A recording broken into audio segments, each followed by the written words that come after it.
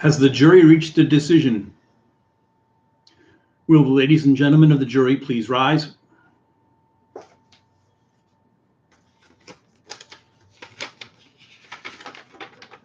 It's time for another Trippy Food live stream. Hey everybody, thank you very much for making this Saturday in the internet part of your afternoon. It's a sunny Saturday afternoon. I have the window open. It could get loud, but it's supposed to hit 75, 78, something like that here today. So wanted to get some air, got the fan going. Audio okay, video okay, we're all okay. Oh, hey, Janice in the room. Hello, Janice and the Trips. Can I assume Steve, or do we have multiple Trips or a different trip today? Either way, welcome. And Amy Cakey, you're early actually, Amy. Usually we see you later on in the live stream, but good to have you here. Let's see, who else do we have? Oh, Amy says everything looks great. Okay. Even though I'm in the camera, everything looks great. Okay. Let's see. Weed Eye Cool. Weed Eye Cool. Okay. Josh Gruber, Weed Eye Cool. All right. Yeah. Weed you cool, I guess. Let's see. All three of us today. Oh, about to shoot a video. Cool. What are you guys doing? What are you guys doing today? Hey, old guy. Okay. Everybody's just saying hello. So let's see. Anything? Yeah. Well, apparently I misspoke last week, and I mentioned that the day after our live stream was going to be Easter, but I was off by a week. It was Passover. It was Passover week. But tomorrow Sunday is Easter Sunday. So that means that Friday was Good Friday. And I don't know if they do a special thing on Monday or something. It's been a long time since I was Catholic, I guess. Let's see. We got, J.R. Caldoon in the room. All right, cool. Nice to see some new faces and some old faces. So got a few Dairy Queen items to try today. You get different Dairy Queen items up there. For those who don't know, the Trips are Canadian. And if you have not checked out their channel, you absolutely should check out their channel. They do live. I think they go live on Fridays. Usually go live on Fridays. Sometimes they'll throw in a special live one during the week. I think their next live one is going to be I think they're going to give Eric Floby treatment with that Floby. But I could be wrong on there. But anyways, yeah, definitely check. If you have not checked out the Trips, definitely check out the Trips. But they're from Canada, from the Toronto area, and I always get jealous when I see them doing stuff from like they're actually excited about going to McDonald's. I wish we could be excited about going to McDonald's here, but most of what they do at McDonald's here is not really good. Now, with the exception of that, I think Tom, old guy in Colorado, this past week had gone to McDonald's to try their spicy chicken sandwich, I believe, right? Tom, the spicy chicken sandwich, and actually said it was pretty good. And they actually bring the spice. I've been really disappointed with McDonald's as far as them saying that things are going to be hot and spicy and everything, and not being very hot and spicy. But apparently, from what Tom says, no, it's actually pretty good. Hey, Haley in the room. Hello, Haley. Good to see you. Well, maybe not see you, but see your text. Good to see you. Where's your mom? Is your mom there? I don't see your mom in there, Haley. But hello. Haley, my granddaughter, in the room. Who did I miss? Did I miss anybody? I missed Scott Mansfield. There's Scott Mansfield. Okay, cool. So we're going to do something a little bit special. Now, Food Taster TV had made a suggestion to me, and the suggestion was, hey, if you're going to do a live stream that's like thematic, then call it something. Like I think the last one we did, we called the Liverpudlian Shoebox of Snack, because everything that we did, with the exception of the beverage, was out of the Liverpudlian Shoebox of Snack. This week it's kind of a grab bag, but we're doing some interesting and some fun things. So, Josh Gruber, you never eat? Never? You just drink? You drink water, or you drink your beverages? I mean, you drink your stuff. Did I saw you on TV? Did you see me on TV? Well, if you were watching a rerun of Bizarre Foods, where they were doing Hidden LA, and we were taking Andrew Zimmern out to catch grunion, then you did see me on TV. Other than that, I'm not sure if you saw me on TV or not. I'm not sure. We were on the Carson Daly Show. We did an interview on the Carson Daly Show. That was a one-off thing. I haven't heard anybody seen that. And then also I think it's an internet-based show. No, it was on a cooking channel called Log On and Eat. And we were on that as well. So if you've seen any of those, then you've seen me on TV. Other than that, I'm not sure you've seen me on TV, unless you're thinking of Jay Leno, in which case then you have seen me on TV. And I better check my driver's license because apparently I'm Jay Leno. Yeah, Doodle came in. I ran out of his snacks, so I don't know what I'm going to do today because I don't think he can eat anything that we have on the, as Tom would say, on the docket today. So let's see. Haley, did you? She isn't on. So just you are, Haley. Oh, okay. Well, welcome. Nice to see you there. Okay. I look familiar. Yeah, that's probably it. I do look familiar. And this is really funny because no matter what I look like I've had times when my hair down to here. I've had mustache. I've had dark hair. And then every time people just look at me, and I guess I have familiar looks, and so they try to place where it. So like when I had the mustache and the long hair, it was like Frank Zappa, Yanni. I got Yanni a lot. Tony Orlando. What are some of the other ones? And then later on, people thought that I looked like Eric Estrada and Jay Leno, and so there's apparently a Pakistani general that I look like. So yeah, I have familiar looks, and I think that's what it is. But you might have actually seen me on TV if you'd seen those three things that I mentioned. So eat your nails. I don't have enough to eat. Let's see. Oh, Snackhead Cowboy in the room. So I guess maybe I should make the announcement later, just so there's more people in the room. But just so everybody knows, is that we finished off. Well, as of today, we will have finished off our Liverpudlian Shoebox of Snack, and we have an episode coming out on Monday with Snackhead Cowboy, where we do I think 4, maybe 5 treats out of the Liverpudlian Shoebox of Snack. Now, if anybody is new and doesn't know what the Liverpudlian Shoebox of Snack, we did an episode, a Trippy Food episode. So just go out and look. It's one of our very recent episodes where we got a shoebox full of snacks from the UK, from Liverpool, from our friend Sharon Redmond, and it was just stuffed with snacks. I think on our live stream last time we did 4 of the, they were mostly crisps, and one was a cracker challenge, the Jacob's Cracker Challenge.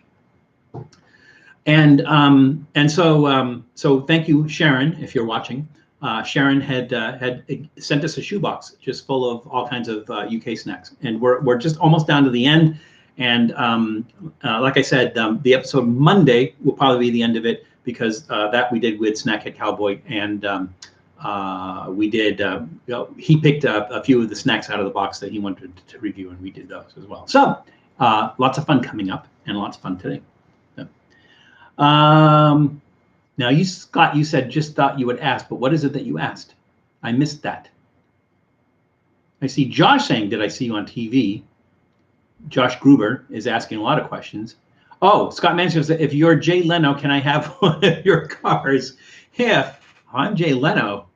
Man, I need to find those cars, because I know at some point in time, if anybody out there knows Jay Leno, get in touch with him and see if he'd like to do, like, that would be so cool to do us side by side on the show, because then you realize that I really don't look like Jay Leno. I guess it looks similar, but it would be fun to have him on the show. Maybe he could pretend he's me and I could pretend I'm him. I could do that. Maybe you've seen him on Reckless Eating. Oh, okay.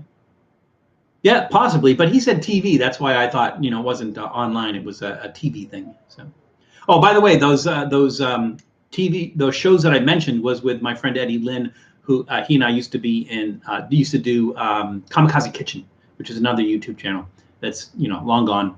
The videos are still up there if you want to watch them. But we were on those shows as Kamikaze Kitchen. Let's see. Am I missing anything? Did you eat Swiss snacks? Did I eat Swiss snacks? I'm not sure what Swiss snacks are. If you can be a little bit more specific, I can tell you either if we've had them, or I can take that as a suggestion and we could do them. I don't know what we've done from Switzerland. I'm not sure that we've done a lot of stuff from Switzerland. So. Okay, so let's do the rundown, shall we, of what we're going to do? Because like I said, we're going to do some fun stuff. So let's see. First is the last item from the Liverpudlian Shoebox of Snack. Now, it won't seem like the last item because the video I did with Jack from Snack at Cowboy comes out on Monday. So it's kind of sort of like the Beatles, like Abbey Road was the last album they released, but actually the last album they recorded was Let It Be. So, go figure. So anyways, this is Toxic Waste sour candy, green sour candy. And so this was sent by, let's see, she was specific on that one, that this is basically some super sour kids sweet that Tate wanted to put in.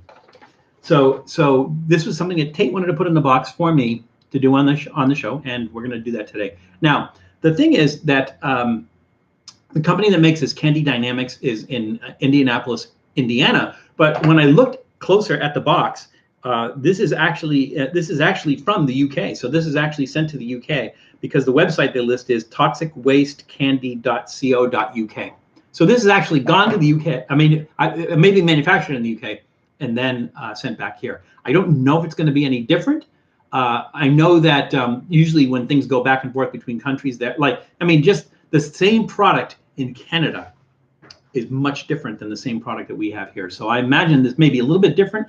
Now, the thing that's alarming about this is that there's a warning. It says, caution, consuming more than one piece at a time may cause irritation to mouth. Sensitive individuals should not consume this product. So that should be a lot of fun. But we'll do one, and I think we're going to do this last. I think we'll do it last. Let's see. Okay, everybody's putting up their flags. Cool. Okay. And ATW in the room. Sorry about that. Welcome, ATW. Let's see. Next. So here, I'm gonna read a card. I'm gonna read a trivia question. And this, I only want Tom to answer this one. So the question is, what citrus fruit is different than other citrus fruit in that the peel is sweet and the inside is sour? So Tom, do you want to answer that one? Tom? Old guy in Colorado? You guys can still hear me, right? Kumquats! What a great answer. That is absolutely correct. Kumquats. Too bad we don't have kumquats. We do have kumquats. So we are going to try kumquats. Now, it's funny because I asked Claudia and I said, hey, have you ever had kumquats? And she goes, oh, yeah, all the time. I'm like, really? Because I've never had them before. I'm like, how is that I never had them before? These are citrus fruit. And as you know, all citrus fruit except hybrids originally come from Asia. These are no exception. And the odd thing about them is that the outside, you eat it peel and all, the outside is sweet, the inside is supposed to be sour. And there's a way to do it, but we'll get to that when we actually do it. So Tom, this is dedicated to you. Today we are going to eat kumquats on the Trippy Food live stream. Let's see. These looked interesting. These are Beanfields. Beanfields is the company, and they are out of Los Angeles, California. And these are grain-free, vegan Cracklins spicy nacho flavor. That's a lot going on there. That's really, really strange. It's grain-free. I don't know how you do it with grain-free. Maybe they don't consider pea. Maybe it's pea, and they don't consider pea a grain. I suppose we could look at the ingredients. But these look really interesting. These are vegan, made from navy beans. Okay, they're made from navy beans. Cool. Okay, so we're going to give those a try. Let's see, we did that one. Yeah, 4. Okay, we started with this one. And so the next one was a suggestion by Dan Dan, I guess Dan's not on. Hey, Sonia Elaine, welcome to the room. I do not recall seeing you here before, but welcome to our Trippy Food live stream. Everybody, please give Sonia Elaine a warm and hearty Trippy Food welcome. Okay, so have you heard of calamansi? I have. It's like an orange, right? Similar to kumquats too. That's something else that we're going to have to try, I think. Sonia, you are not late to the party. It is only 1:15, and we have another hour and 45 minutes to go. So, welcome. You are not late to the party. Okay. So, anyways, so the last and final snack that we're doing is I didn't really think it was worthy of doing a whole episode of Dinner and a Movie. And Dinner and a Movie, if you guys don't know, is one of our installments where we eat something either from a television show or from a movie. And we've done a lot of those in the past. We did the Twinkie hot dog from UHF. We did the Pixie Sticks Captain Crunch sandwich from the Breakfast Club. So today we're going to do something by Dan's recommendation. We are doing something from the Burbs. So in the, let's see. Oh, Bob's stuck in the room. Hey, Bob, welcome. Good to see you again. REA Junior Music, welcome. I want a T-shirt with your face. Wow, you are a daring person. Are you not afraid people are going to throw tomatoes at it or something? Anyways, so Dan's suggestion was we do pretzels and sardines, which was seen in the movie The Burbs. Now, in the movie The Burbs, there's these creepy people move into the old house next door, and they decide they're going to go over there and meet them. So they go over there, and while they're sitting there, they're offered a snack, and their snack is sardines. And the sardines, they're sardines and a bowl of pretzels. And so you're supposed to take a pretzel and put the sardines on it. Now, we are doing Snyder's of Hanover sourdough hard pretzels. One, because they're one of my favorites. Two, because I don't know how they do it in the movie. It looked like they used like the rolled gold, the kind of thin pretzels. And you're going to put a sardine on one of those thin pretzels, that runs a risk of falling apart, especially if you get the moisture from the sardines on it. That runs the risk of falling apart. So I thought these would be a little bit sturdier to do the sardines on, and we're going to do that. So thank you, Dan, for the suggestion.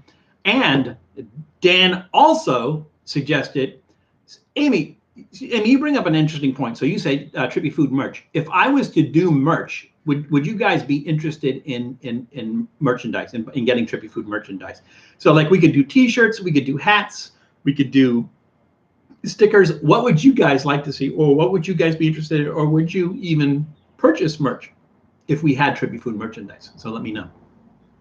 Hey, if I had a T-shirt, I could wear it on the live streams.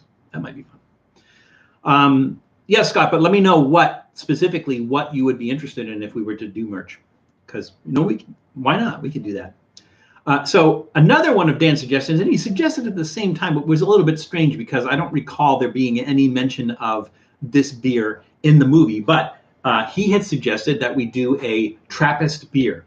And for those who don't know, Chimay is one of the big Trappist beers. Trappist beers are actually manufactured by Trappist monks. It's made by Trappist monks in an abbey this particular one in an abbey in Belgium. So it's a Belgian thing. The Trappist monks in Belgium are famous for making their beer, and Chimay is one of those. This is their Grand Reserve, which I think maybe is their top end one.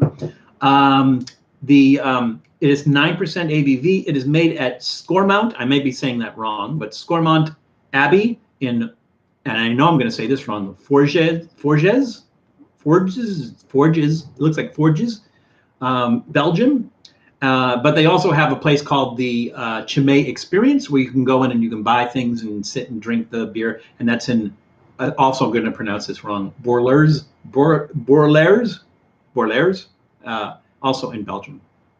By the way, Brussels, when you talk about Brussels sprouts, people say Brussels sprouts. It's actually Brussels sprouts. It's named after the city of Brussels, which they don't even call it Brussels. I think it's like Bruges or something like that there.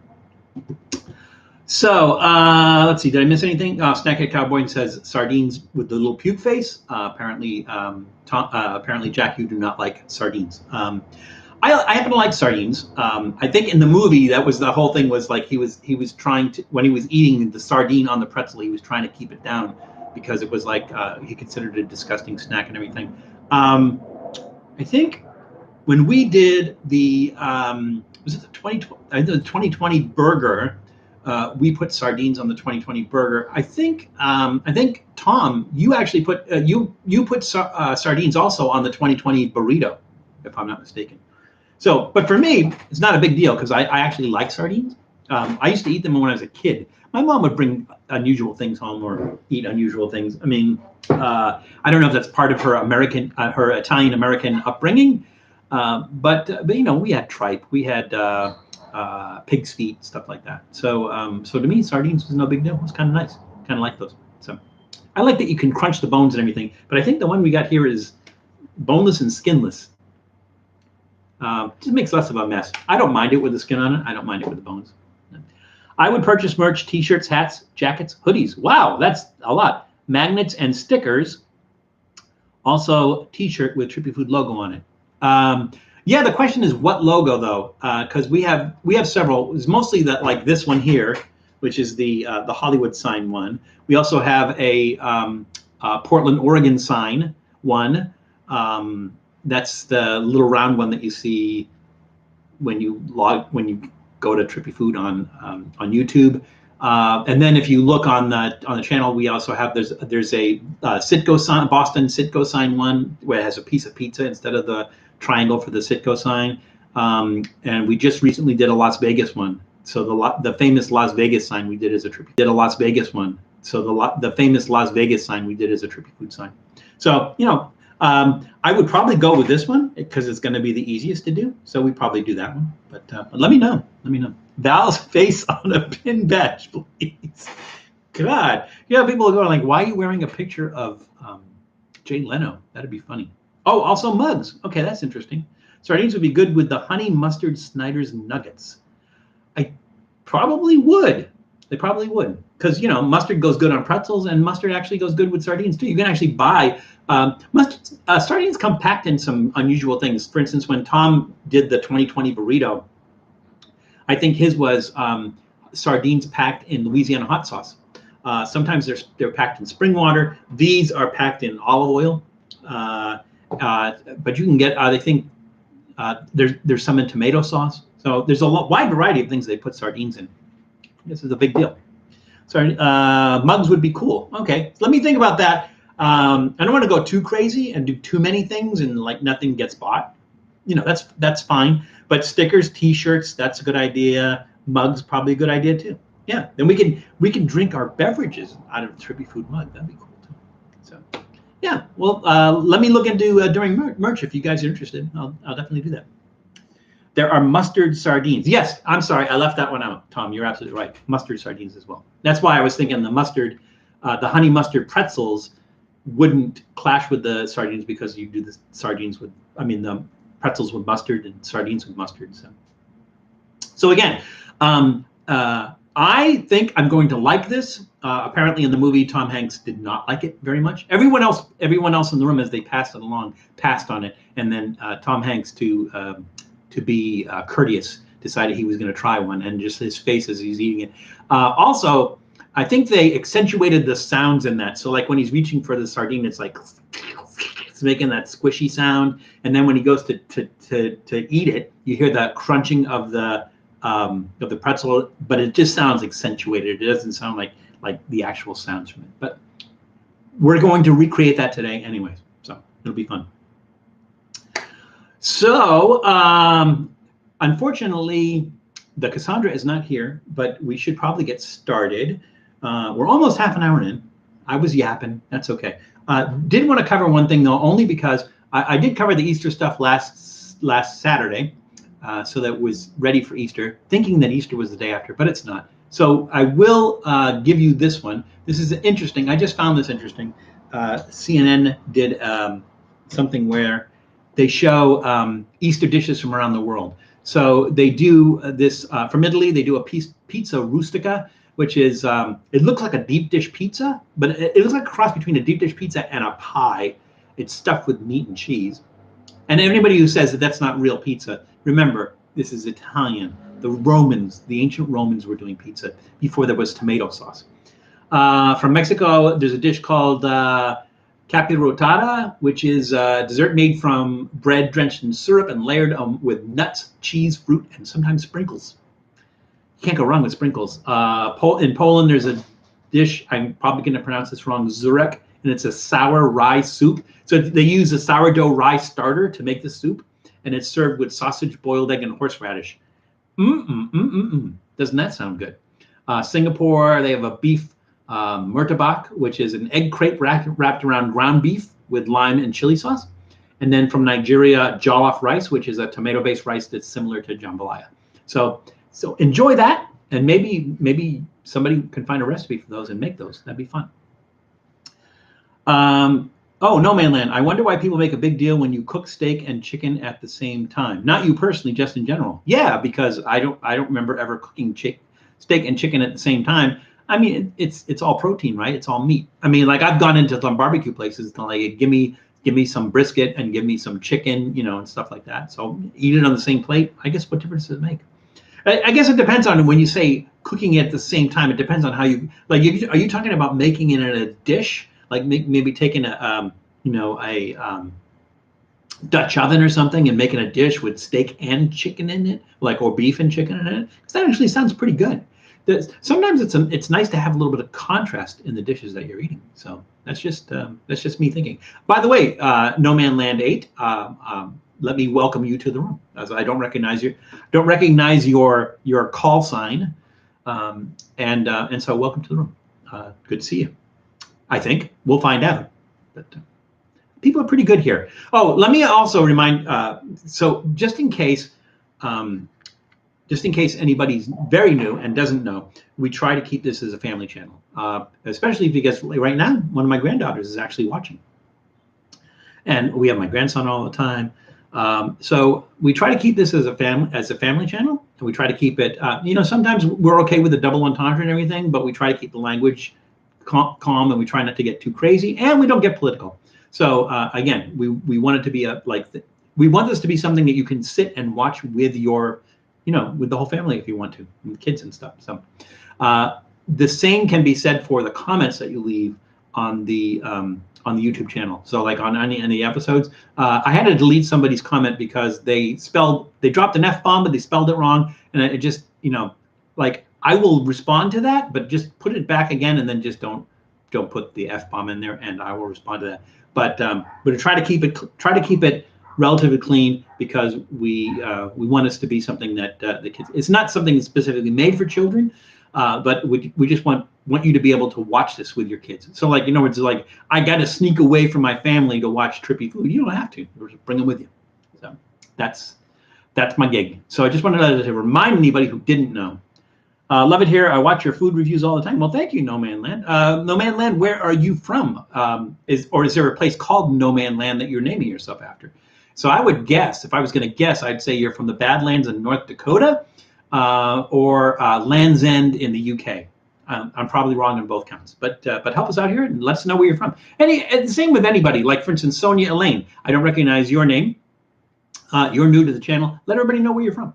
And you don't have to give a specific street address or something, but nearest metropolitan area, or or middle of the area where you're from. It's fine, just so that we know who you're talking to. We got a lot of people from different countries in here. Snackhead Cowboy is from Manchester in the UK.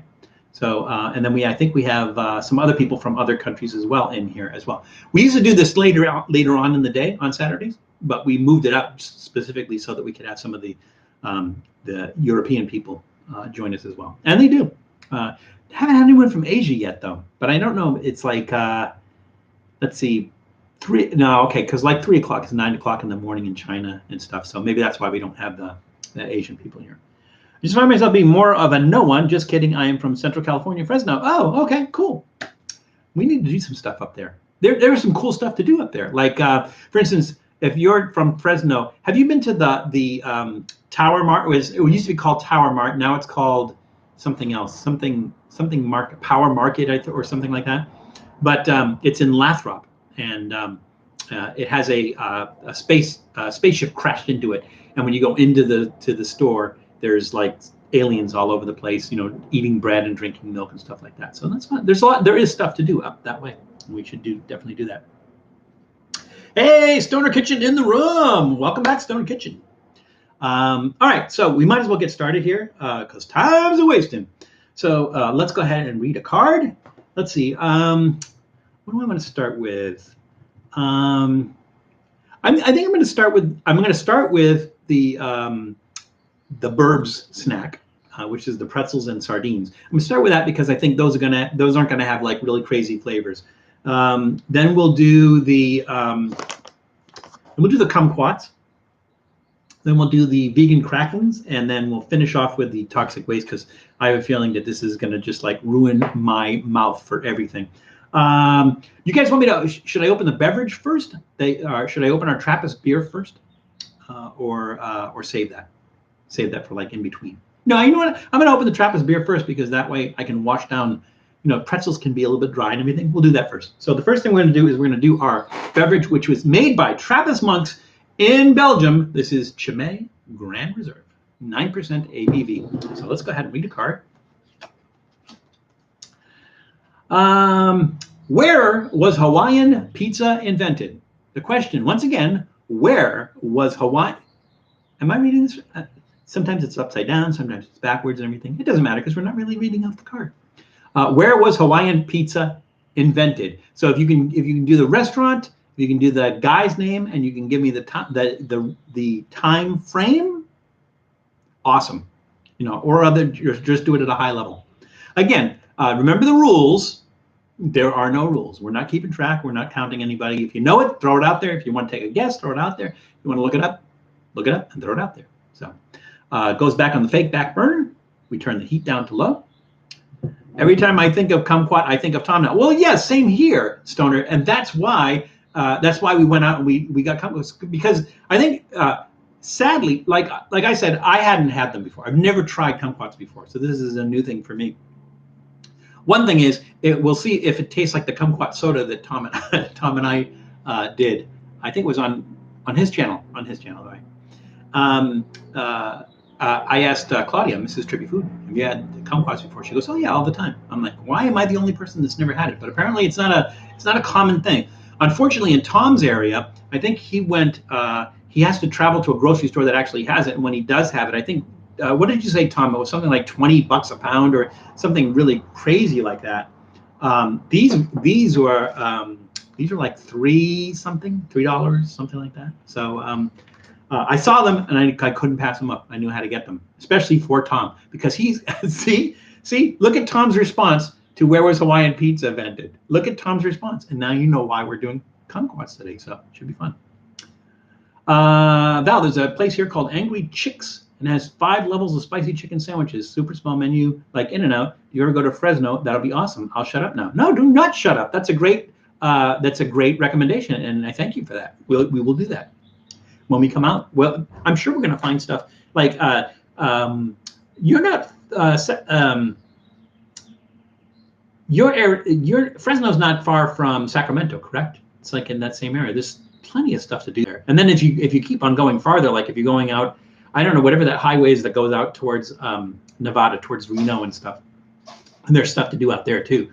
Like Auburn. Auburn is a great little town. It's a really cool town. Stuff to do out there. What's the other one? Placerville. Placerville is another one. So lots of cool stuff, lots of nice stuff out that way. So yeah, absolutely.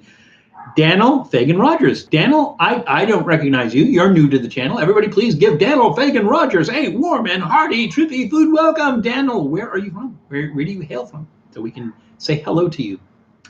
All right, time to open the, and Jesse Torres back in the room. Good to see you, Jesse. Again, always good to see you. Can't wait for your trip to Vegas with Matt. Yeah, that's I think we're doing that towards the end of the month. We got another one coming up next week. We're doing another small day trip, like back same day. I obviously don't need Ariel or Richard Simmons to help today because this is a cork, and it's kind of like a champagne type cork. So I don't need the corkscrew on the bottom of Richard Simmons.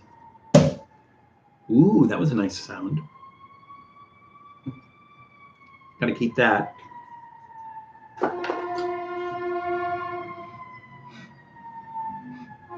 It smells wheaty, not like Wheaties, like wheaty, like wheatish, wheat derivative. I don't know, whatever that good word is.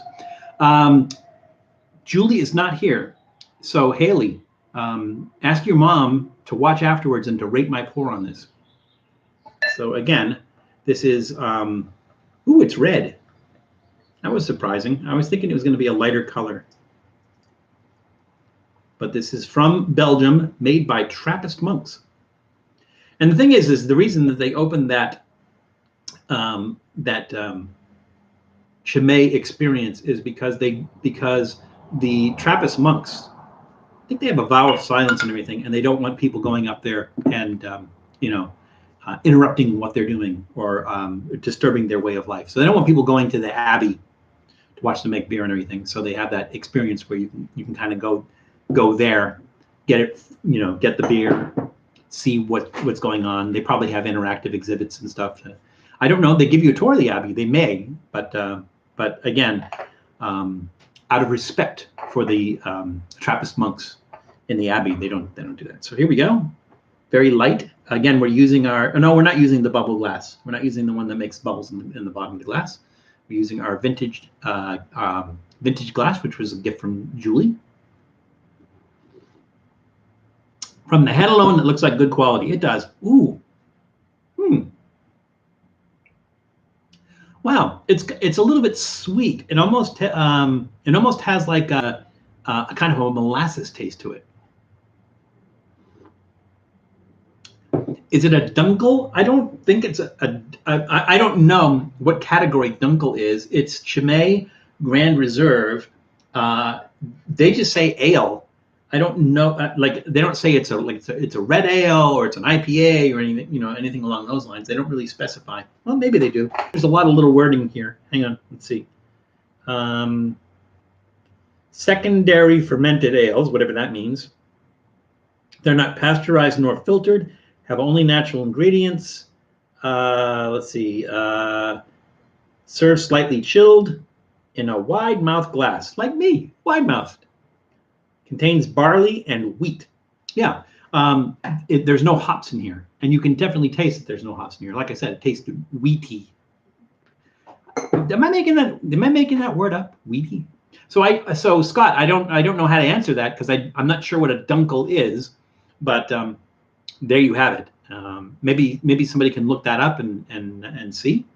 But it's got some writing on the bottle, some raised lettering, which is the name of the abbey where they make it. This is really interesting. I can't say it tastes like a lager. It has a really interesting taste. It's slightly fruity, slightly sweet, not bit. I mean, there's like a little bit of alcohol bitterness to it, but that's a fine beverage right there. That's gonna get a big thumbs up from me. By the way, this particular one I think is a favorite of my friend Anshu from Exotic Meat Market. I think he likes this one too. I hope so because I gifted him a bottle one time. Hopefully he enjoyed that. I think he likes that one. So yeah, big thumbs up on this one. And we're just gonna leave that here so that we can wet our whistle after we try our snacks.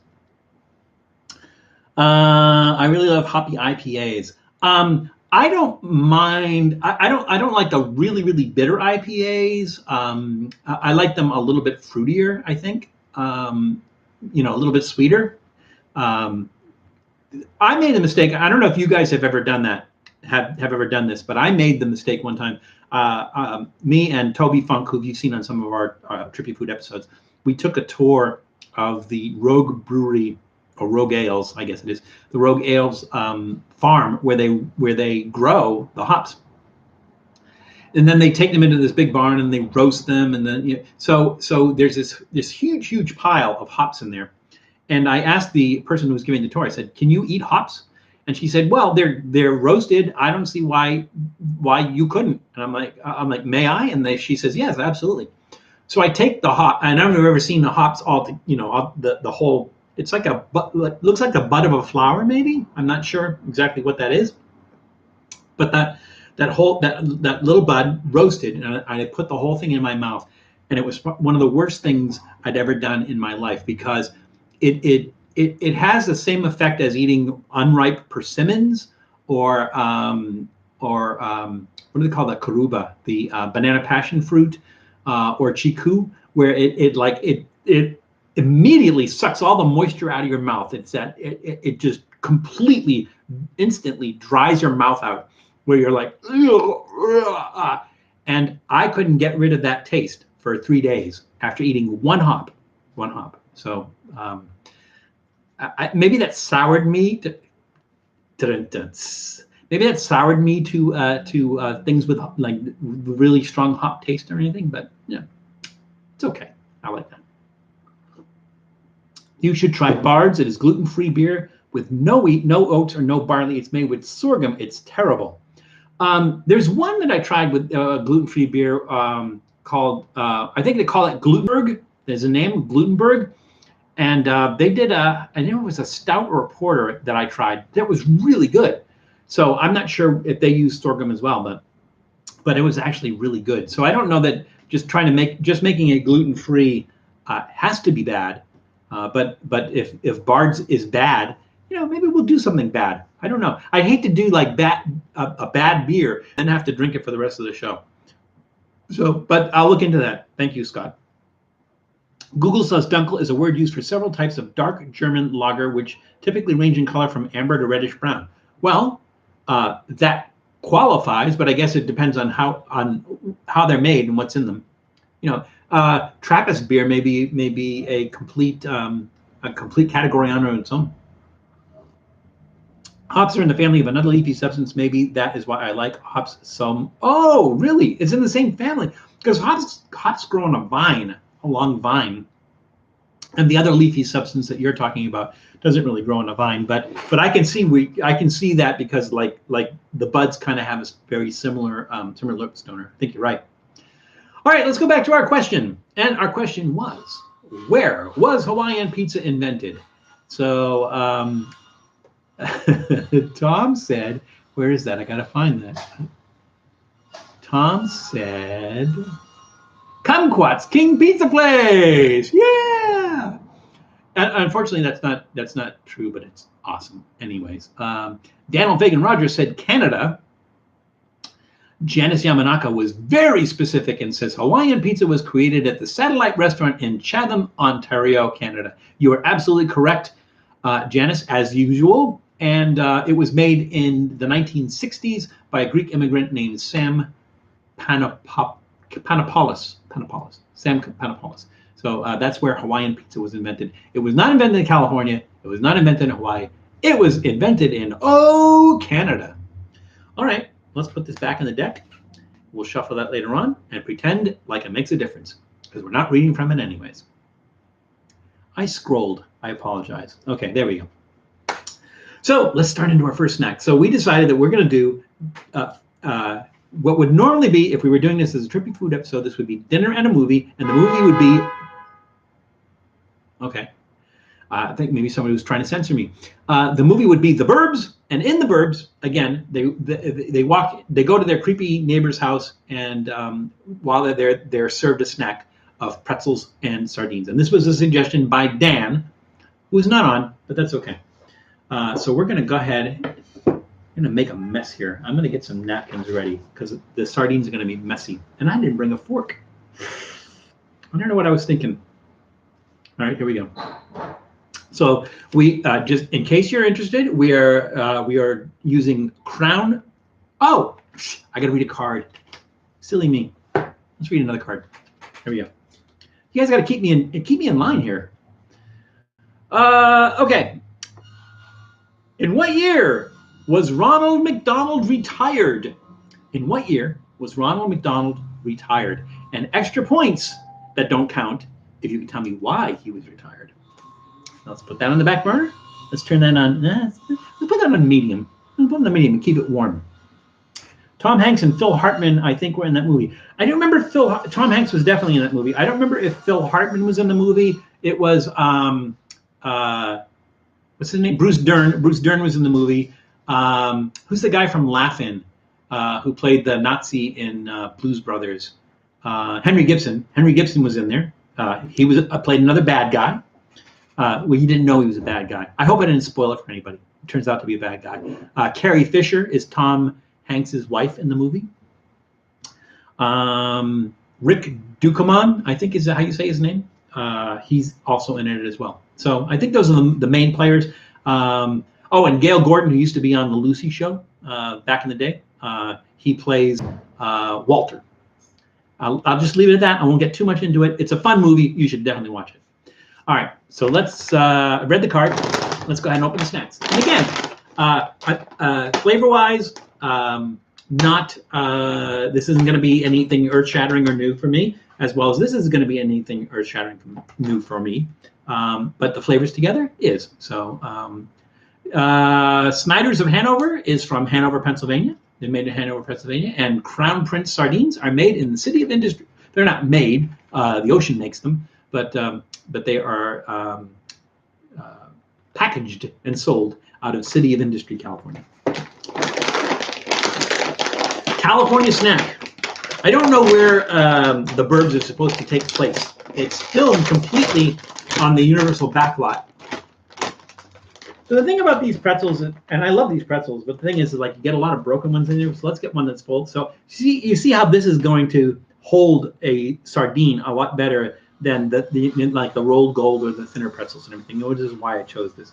So some of you purists who might think, oh, Val, you got to go with what they went with in the movie. Again, I'm doing this for sturdiness.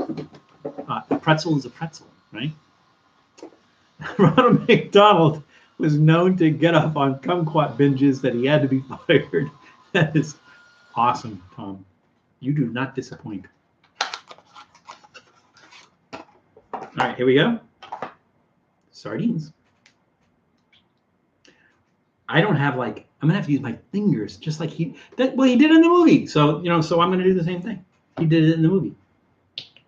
I think the sardines are right out of the can too in the movie. But I neglected to bring a fork or something to take them out and place them on the pretzel with. This is a mess. I already got olive oil all over myself. Sardini olive oil all over myself. Hey, Abbott hello. Hey, Abbott. Abbott with zeros on the end of it. So we're just gonna call you Abbott, if that's okay. Yes, those are my favorite pretzels, Abbott. Well, as far as hard pretzels, I also like the big soft pretzels too. Love one of those big soft pretzels. Those are nice too. J.R. Caldoon, did I mention you earlier? Had you been here for a while? Have I recognized that you came into the room? All right. So again, we're gonna, like he did in the movie with his fingers. And I'll tell you right now, it is not making the same sound that it did in the movie. So we know that was accentuated in the movie. But I got sardine olive oil all over my hands. I'm actually looking forward to this. I think this is going to taste good. So here we go.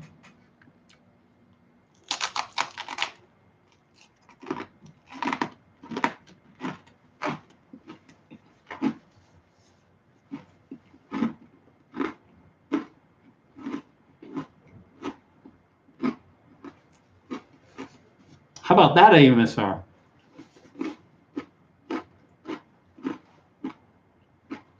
These are really crunchy.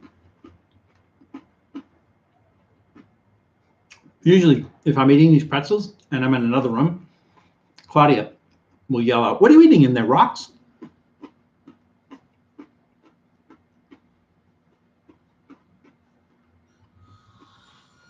This is actually, these flavors go really, really well together. So the pretzels, I mean, I don't know if anybody's ever made a sardine sandwich, but that's kind of like, you've got your bread, which is the pretzel, your fish. This isn't particularly salty. I think sometimes sardines can be salty, but there's salt on the pretzel, so add salt to it. Oh, here's what I'm going to do. But yeah, it's pretty good. Again, I like pretzels and I like sardines. I've never really put them together, but because they did so in the movie and we were doing dinner and a movie, we decided to do that. I'm going to give that a thumbs up, but I got mustard. So we had a discussion earlier on about mustard. Like somebody said, well, use the Snyder's that has the honey mustard Snyder's. I'm going to do that one better. I'm just going to put some mustard on that. Ooh, I opened that up and it's just like dripping all out. There we go.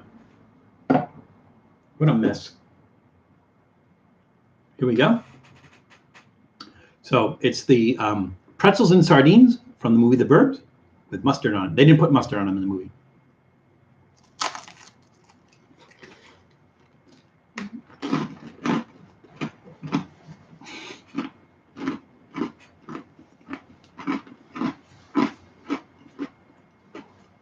That's her point, Tom.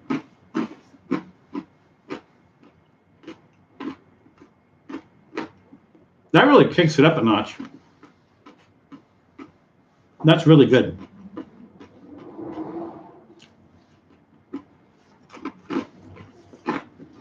I don't know. If it was me and I was over at the creepy neighbor's house and they offered me that snack, I'd have just put that bowl right in front of me. Chow down. Because that's really good. That's going to get a thumbs up for me. A lot of these movie ones that we do, sometimes are kind of nasty. This is really, really good. So, yeah, big thumbs up. Now, if you don't like sardines, you're not going to like this. Are there people who don't like pretzels? Hey, Rob Switch in the room. Welcome, Rob. Good to see you again. Rob, we need to do something again soon, I think.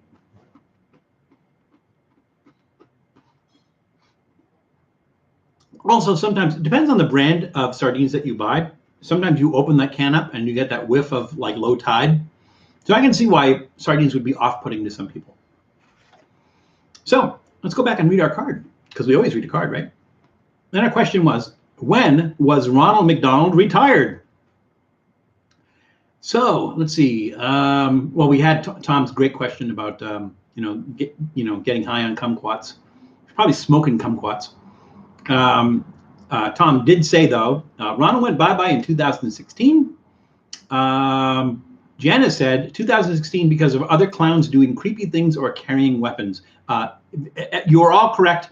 Ronald McDonald got the boot in 2016, but it was mostly because there were creepy clown sightings around the U.S. Now, when I say creepy clown sightings, they didn't always have they didn't all have weapons, but sometimes they would just show up in the alley somewhere and just stand there with balloons, like Pennywise from It, and there were these creepy clown sightings all over the place, and McDonald's just goes, let's get rid of the clown.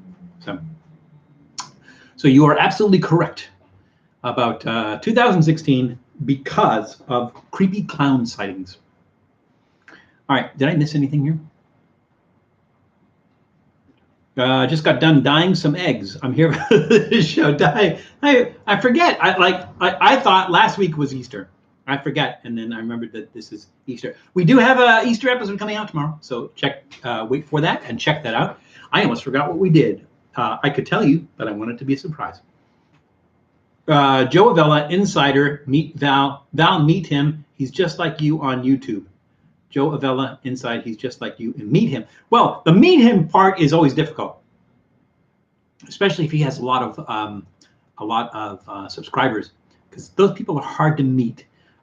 Is he in the area, Sonic? Is he in the LA area?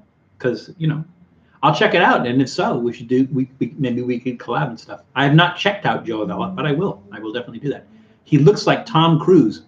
Well, some people say Matt looks like Tom Cruise. Okay, anyways, so that's that snack. Let me put this over here somewhere. Get these sardines out of the way. I'll just put them over here. I might go back to those later because that was really good. Big thumbs up. He's another food guy, celebrity entertainer. Well, I am a food guy, but I don't think I'm a celebrity entertainer. Let's have another shot of this. And yes, though we're late, hello, Sonic. Welcome back to the room. All right. So time for our next snack. I think we said we're going to do the kumquats next. Yeah, let's do the kumquats next. So let's read a card. Ooh, it's so funny because after eating the sardines with the mustard and the pretzel, it changes the flavor of the beer. It's really kind of strange. That's interesting. Okay, the next question is, and it's kind of a trick question, so you can elaborate on it if you want, but when was the Burger King retired? Remember the Burger King? The guy with the plastic King head? The Burger King? When was the Burger King retired? Back burner, fake turn of the knob, let that sit, let that simmer. Oh, smoke coming off that. Okay, must have spilled something there earlier. And let's start into our next snack. Yeah, call it a snack, sure. Hang on a second, I need the cutting board for this. We're going to do kumquats. Tom, this is for you. This segment of our Trippy Food live stream, Tom, is dedicated to you, Lord of Kumquats. All right, here we go. And my hands are all greasy with sardine oil. So these kumquats are from Melissa's Produce, and Melissa's Produce is from Vernon, California. We're just sticking except for the beer, which is from Belgium. I think we're sticking in California today. Oh, and the candy. Val, can you say really loud, "I'm gonna kumquat," like that? Okay. As long as we say it like that, we're good. Remember, Sonic, family channel, right? All right. So now, so these are really interesting in that when most citrus fruit, they have a lot of the flavor, but also some bitterness in the peel itself. So the peel is usually used for zest. So the grind, or grind's not the word. Shave, maybe. Grate the peel for zest, for like lemons and oranges and everything. We want that zest, which is like gonna like be really, really powerful and slightly sour, slightly bitter on the peel. Now these, allegedly, the peel is really sweet, but the juice on the inside is really sour or bitter. So what they recommend you do when you read about them, what you recommend you do is cut the end off, squeeze it out. Then you get the seeds out because it has seeds in it, just like lemons and limes and other citrus fruit. Squeeze the juice out because the juice is sour, and then just pop the whole thing in your mouth and eat it whole. So we're going to do that. What we're going to do is I'm going to squeeze the juice into this shot glass, which is from Austin, Texas. I used to live in Austin, so I love Austin. Austin's a kind of a cool place. So what we're going to do is we're going to do that. We're going to cut the end off. We're going to squeeze the juice into the glass. We're going to eat the kumquat, but then we're going to drink the juice afterwards. And then we'll just eat one whole without squeezing the juice out and see what that is. A lot of people don't do that only because if they have the seeds in it, they have to spit the seeds out. But I am not one who is averse to having to spit out seeds or tiny bones or things along those lines. So it is what it is. I had a knife here. Where's my knife? Here's my knife. Okay. So kumquats. Fresh sugarcane juice with kumquats are so delicious. Again, Amy, you've had kumquats before. I've never had them before. This is kind of weird. Tom always brings it up. That's like Tom's stock answer is kumquat. But I don't think neither Tom nor I have ever had kumquats before, which is really funny when we did the alien soda, I think it was called, which was kumquat flavored. We had nothing to compare it to, so we couldn't tell if it actually tasted like kumquat or not. I guess we could. Oh, Martian soda. I think that's what it was, Martian soda. So let's go ahead and cut the end off this guy. Squeeze the juice out in here. And I guess the seeds along with it. All that pulpy stuff's coming out. I don't think we want to do that. We'll save that. But all the juice has come out, or the little juice that's in there has come out. Bon appetit.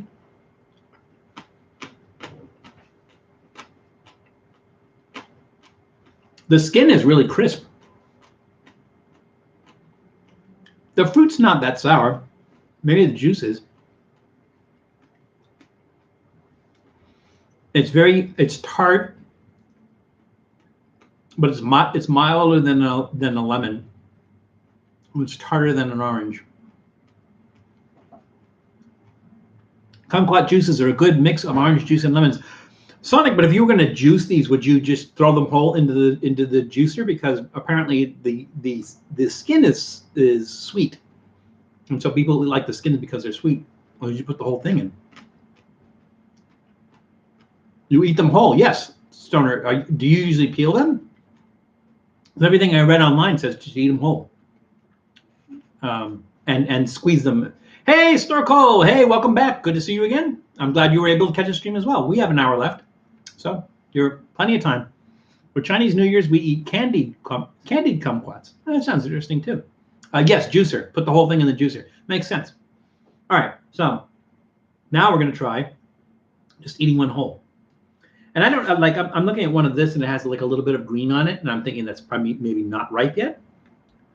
It's probably more better if not. So we're going to pop the whole thing in our mouth and see if there's a big difference.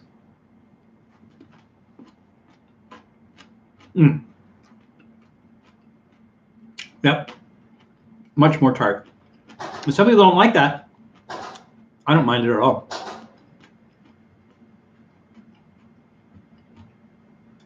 Again, really kind of somewhere in between a lemon and an orange. Not as sweet as a tangerine or a cutie or a sumo. Let's go ahead and drink this. Here's what we'll do. We need some more juice in there. Let's do this.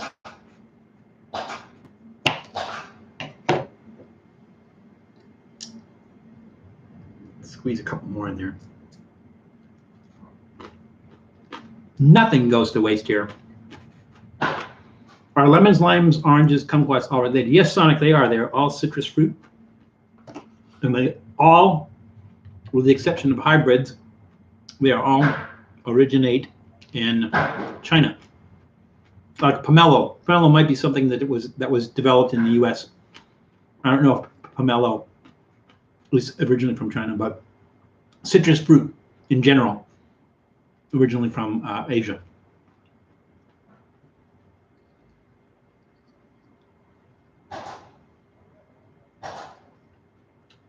I'm putting this in a shot glass, and I'm wondering what would be vodka. Vodka would be a good alcohol to add to that.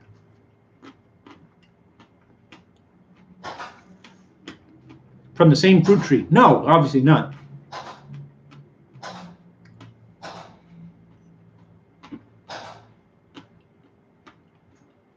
These are really good.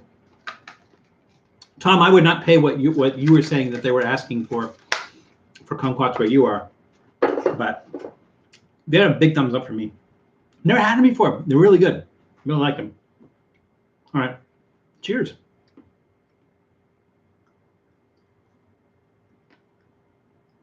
Oh God, wow. That juice, that's lemon territory right there. Woo! Ah. Wow, that is like exceptionally tart. Just the juice. It's funny because I didn't get that when I was eating the whole thing, but maybe the sweetness from the peel kind of contrasted that and everything. But just drinking the juice, the shot of juice, wow, really, really, really tart, really sour, really tart. So, but again, like lemon. It might be a nice thing to like if you're doing something that requires lemons and use that instead. Just to change it up a little bit and add a little bit, unless there's some quality to lemon that you need. But yeah, really, kumquats, thumbs up, thumbs up. Who knew? I know, Tom, you and I didn't know.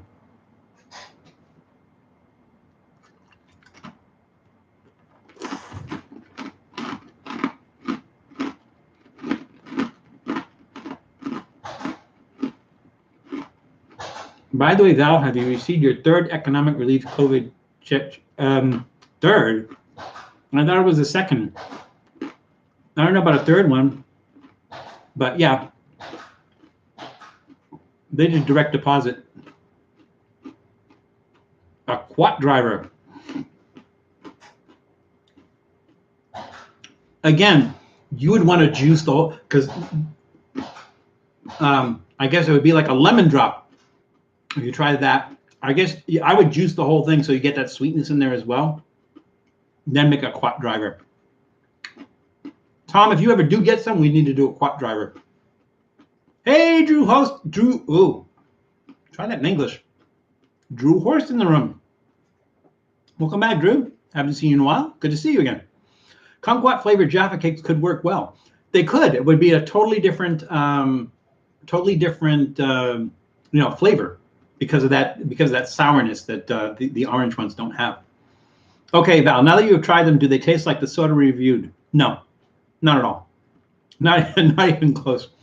But maybe that's what they were counting on. Maybe that's what Rocket Fizz was counting on that nobody knew. Hi, Doodle. Doodle, I am so sorry that I don't have a snack for you today. I'm so sorry because you're all out of your chicken snack. I don't have any more, and I can't give you anything here. The sardines have olive oil in it, and olives are bad for you. The kumquats, you'd hate me if I gave you kumquats. There's nothing here. Oh, you know what? Hang on. I think you can have beans. Let's see if they put anything else in here. Safflower, sunflower oil, chickpea. That's fine. Tapioca, tomato. Oh, onion powder. Has onions in it. You can't have it. Sorry, Doodle. Yeah, the dude. Here he comes again. The dude. The dude. Everybody say hello to the dude. It is Doodle. Doodle, say hi. Say hi over here. Over here, say hi. Say hi. How you doing, Doodle? You doing okay? You doing okay? Trying to lick food off my face? There's nothing you can eat here. I'm so sorry. Here, I'll bring your little bed over here, and then you can chill with me. What do you think? There you go. Or not, your choice, your call. Oh, he is chilling with me. He's such a sweetie. Okay, so we did the kumquats. Did we? Yes. No, we did not. We did not read the card. We did not answer the card. So the question was, when was the Burger King retired? Let's see. What did people say? That seemed like so long ago. Janice said retired in 2011. Janice, you are a veritable encyclopedia. I don't see anybody else answer that. But Janice, you are correct. The Burger King was retired in August in 2011. And the reason I said it was a trick question is they brought him back in 2017. I haven't seen him lately. I don't watch a lot of television either. But apparently they brought him back. So apparently he was, when they did bring him back, it was like they were kind of going for stoner culture with him. Like, he was hanging out with like people who were obviously had the munchies. And he brought them snacks or would just show up in their window or something, and it was like kind of surrealistic. And I think they introduced him to appeal to stoners, maybe not you, Stoner Kitchen, but stoners in general. And I think that's why they did that. But they actually brought him back in 2017, and probably slowly. They don't use him a lot, but he's back. Ronald McDonald, he's still gone. He's in McDonald land somewhere. Has Doodle met Ziegler? They have no, they have not. Because to do that, I would either have to bring Doodle over to Matt's place, or Matt would have to bring Ziegler over to our place. We should do that at some point in time. I don't know. Ziegler might not like that. Doodle is okay. I don't know if Doodle's even ever seen a cat. So I don't know. Interesting though, Stoner. Maybe we should try to get them together at some point in time and just make sure they're both on leashes or something. Burger King used to be great. I don't remember when they were great. I just remember when they were crappy, and it seemed like they've been crappy for a while. So, unfortunately. And now it is just mediocre burgers. Only the Whopper is good. Sonic, have you tried the Impossible Whopper? To me, it tasted like the Whopper, but it's because they cook it on the same grill. So, maybe that's probably why.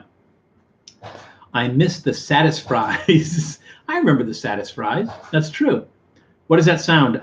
It sounds like somebody's using a nail gun. Or not, I can't. No, what do you call those nail guns? It's not a gun, but it's a hammer. That's what it sounds like. A nail hammer. Are you fixing? I am not fixing my house. I have the window open. Somebody in the neighborhood is fixing their house, I imagine. So we still have Jack from Jack in the Box. We do. I haven't been to Jack in the Box in a while. And you know what? That bitterness lingers. That lingers. It's really powerful. A powerful bitterness, sourness, tartness, whatever you want to call that. Try the Impossible Water. It's okay for fake burger. Yeah, I agree. All right, a little bit more alcoholic beverage. I got a piece of kumquat stuck in my mouth. All right, so now let's go on to our third snack. So we'll read a card.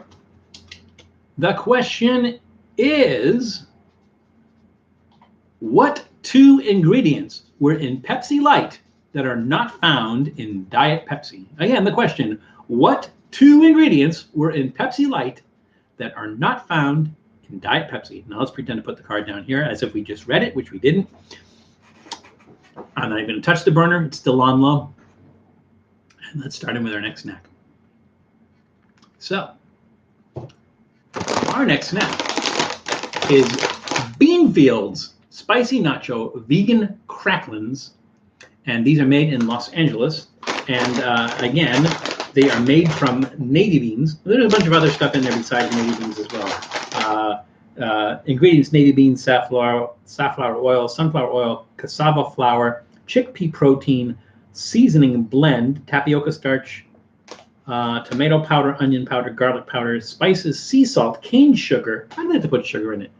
Paprika extract for color.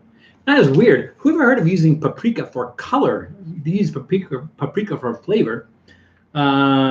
Lactic acid powder, natural flavors, yeast extract. Now, this is spicy nachos. Where's the spicy?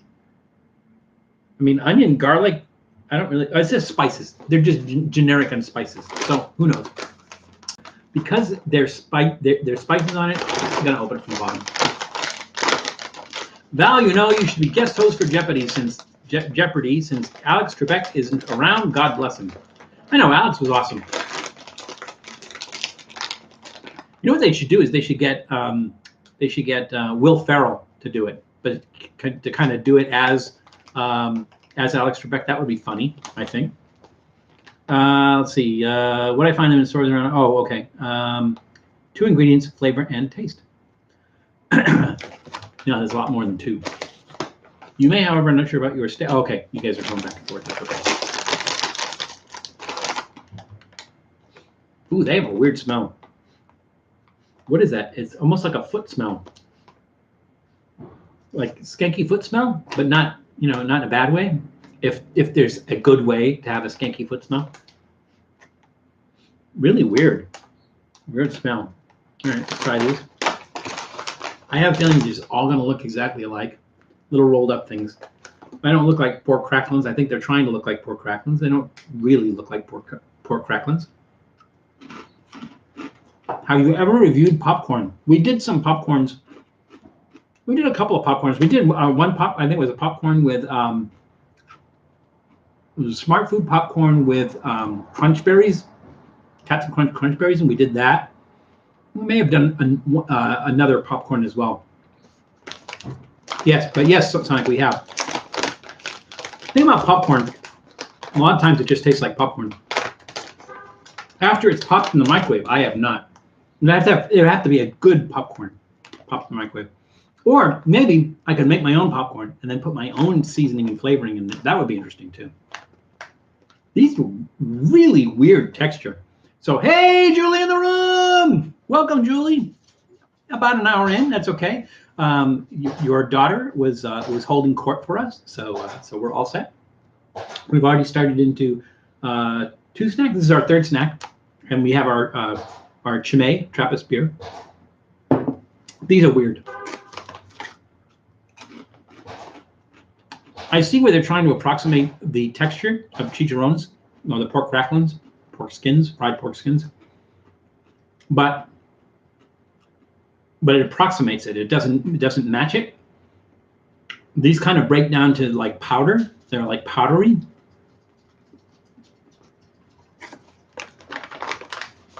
And then there's a lot of chickpea flavoring in there. I don't know if I get the navy beans so much.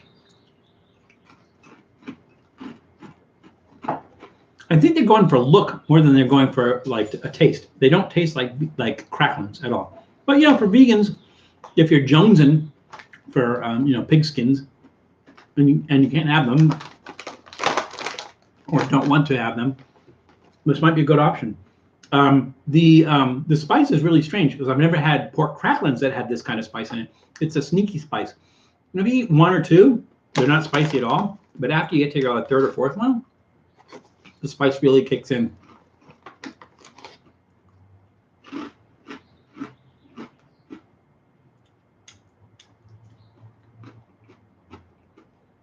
Wow.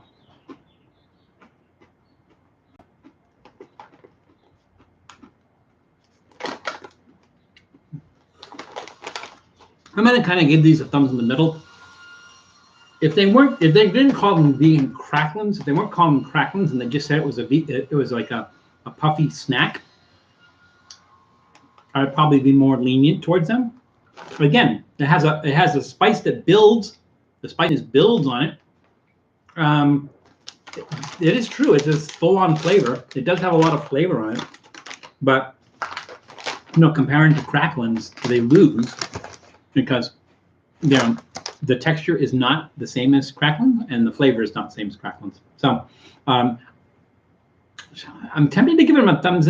I think I'm going to give them a thumbs up, but trending slightly down, just because you want if you're imagining cracklins in your head and you pop that in your mouth, you want that at least the texture to be the same, and the texture is not the same.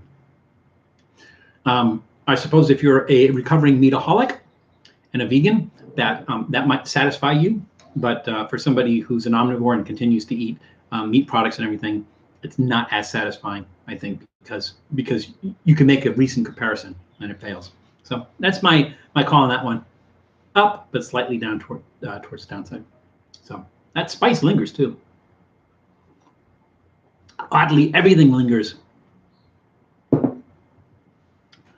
You may, old guy, try checking out. Oh, okay. We're just getting caught up on. I use paprika and chili powder all the time to change the color of my dishes. Oh, okay. What dishes do you change with that color? Like eggs? I think that'd be cool. Like scrambled red scrambled eggs. That'd be fine. You crack-a-lackin'.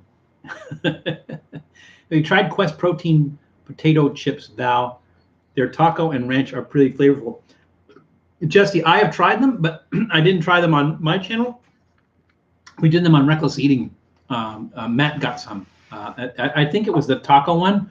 We got them, and they're pretty flavorful. But again, it's one of those things where you're calling it something. And they weren't potato chips. They were the maybe not even corn. I don't remember. Like it is made with some other kind of protein, so it wasn't even corn. Yeah, we tried those, and I think they got a thumbs down or a low score, as it was on Reckless Eating, because I don't think they just they kind of they kind of missed the mark, because they look like Doritos, and you're expecting them to taste like Doritos, and they taste nothing like Doritos. So, no, I think it was a thumbs down, or at least a low score. The combination of everything in my mouth right now, my mouth is going crazy. All the combination of all that stuff in there. If you're looking for a fun way to bring color to food, try purple yam powder. That does sound fun. I am eating the 3D Doritos spicy ranch flavor. Amy, did you see where Rob Switch and I reviewed the 3D Doritos? We did two of them. We did the spicy ranch, and we did the, I think it's nacho cheese, or that's nacho cheese. That's nacho cheese. I think we did the nacho cheese one as well. So if you're interested, you can watch our review where Rob Switch and I do. I want to say both. I don't know if there's more than two out right now, but both of the 3D Doritos. I'm starting to see it more and more. Originally when I got it, I had to go into a convenience store and just found a bag of it. But now it's like I see them all the time in the grocery stores and everything. So I think they're becoming more available and more popular. Doodle, yeah, Doodle's just Julie. You know what? That's okay. I will introduce him to people again. Because why not? Because he's a good boy. He's a good boy. I heard that too, Doodle. I have no idea what that was. I don't think anybody's in here. So it's Doodle! Doodle in the room! How you doing, Doodle? You doing okay? You been a good boy? Yeah? Okay. All right. He's like, no, I can smell that you have that vegan cracklin on your mouth, and I am not touching that, is what he says. I was bummed when they weren't like the 3D Doritos of my youth. Yeah, that's what somebody was saying, because I guess they were like the way they used to make them. They were like puffy Doritos, right? Like a sopa. If you know what a sopapilla is, which is basically they deep fry a tortilla and it puffs up. The air in between makes it puff up, and I think that's what the Doritos, the 3D Doritos, used to be like, and now they're like Bugles. I thought they were just like Bugles, at least shape-wise and even flavor-wise, a little bit just like Bugles, because I think Bugles were made from corn, if I'm not mistaken. I think the Quest chips, for being a healthy snack option, taste pretty good, just a bit chalky. Yeah, there was something about it we didn't like. I can't remember what it was. It was hi, brother Doodles. Aw, your brother misses you. I know your brother's never met you. I know that feeling. It's still tasty though. Remember the chips that were little balls? I forget what they were called. That were they the ones that were like Cheetos, but they were in ball form, like cheese balls? Is that what you were talking about? I agree with you, Val. I thought they were exactly like Bugles. Yeah, right. I mean, they weren't a whole lot like. I mean, Bugles didn't have that the spices and flavorings and stuff that it had in them. I think Bugles were just plain, unless they had like other flavors of Bugles. But to me, it was like, I opened that up and I go like, oh my God, they're Bugles with the ends sealed up. That was what I thought. Okay, so did I ask a question? I did ask a question. The question was, oops, I grabbed it from the wrong place. Now you're going to know that I'm not actually reading off the cards. The question was, what 2 ingredients were in Pepsi Light that aren't found in Diet Pepsi? Now, let's see, did anybody even answer that? I saw somebody answering that, but that was like a week and a half ago. I don't see that. I know I saw. Oh, wait, hang on. Oh, yeah. J.R. Caldoun said a sulfame K and carbonic acid is what J.R. Caldoun says. I don't see anybody else answer that. Does anybody else? Hey, Philip Gerard in the room. Never too late, Phil, to the show. Even though we only have an hour and 10 minutes left. I mean, not an hour, 40 minutes. We got 40 minutes left. Well, you're always welcome here. Always good to have family on there. Munchos have an awesome texture. I don't know if I have Munchos. I don't remember if I've ever had Munchos. Rob Switch says Splenda and aspartame. You are incorrect. J.R. Caldoun, you may or may not be incorrect. I'm not sure. But the actual answer is Pepsi Light had lemon flavoring, which Diet Pepsi does not have, lemon flavoring, and saccharin, good old saccharin, which I don't even think they use anymore. I think it's been outlawed because it was found to cause cancer or something. So JR, maybe you are a chem major, and maybe you can tell me is a sulfame K the same thing as saccharin, and if that's the case, then you are correct there. Splenda and aspartame, they came later. Aspartame is what was the product name for aspartame? Equal was aspartame. And that's bad for you too. So like, what isn't bad for you? Apparently the new thing is monk fruit extract. Apparently that is sweeter than sugar, and stevia, and they're both natural and they come from plants, and I don't like either one of them because they both taste like chemicals. That's just me. So I'm going to stick this back here. Okay, no, I was wrong. Oh, okay. Probably looking at formulation from a different country. How do you say it? A sulfame K is not saccharin. Okay, but Pepsi Light did have saccharin because back then you could do that, and nobody cared what you were feeding people. Okay. Oh, Amy Cakey found the Reese's snack cake. Amy, I looked everywhere. I could not find. I'm still looking for that. I still can't find the Reese's snack cake. So we are on to our last snack, and this is the one that I was holding off because I like. But this was sent to us by, was it Tate, I think? It was in the Liverpudlian Shoebox of Snack, which was sent to us by Sharon Redmond of Liverpool, UK. And this was thrown in from Tate, her son Tate, who watches our stream and the show on a regular basis. And he just thought it would be fun to put toxic waste on there. And again, remember, well, you might not remember because it was at the beginning. There's warning choking hazard. That's standard for small candies. Caution, consuming more than one at a time may cause irritation to mouth. Sensitive individuals should not consume this product. That instills a high level of faith in you, doesn't it? All right, here we go. And may God have mercy on my soul. Thou they are 7-Eleven. No, I went to several 7-Elevens. I could not find them there. I'm just looking in the wrong 7-Eleven. Now, Amy, you are in the Inland Empire. Janice is in Orange County. It's quite possible that LA County is just weird and doesn't have all the fun stuff that you get there. No, Doodle, you cannot have toxic waste. You cannot have toxic waste. I'm not even sure that I want. Cool little container though. Looks like a 50-gallon drum of toxic waste. That's kind of cool. I'm going to be hanging on to this. All right, here we go. I think here we go. How do you open the stupid thing? Should I have neoprene gloves on? It doesn't twist open. Maybe it melted shut. How do you open the stupid thing? Anybody out there do this? Do you do one of these and a fisherman's friend together? Jack, let me do one of these first. Then I'll let you know. Chris Wills. Hey, Chris Wills in the room. Hello, Matt's dad. Just kidding. I know you're not his dad. Yeah, some people don't know that I'm not his dad. I think I might be. His dad is a little older than me, but I still think I'm old enough to be his dad. We may not get to do this this fourth snack because I can't get the stupid thing open.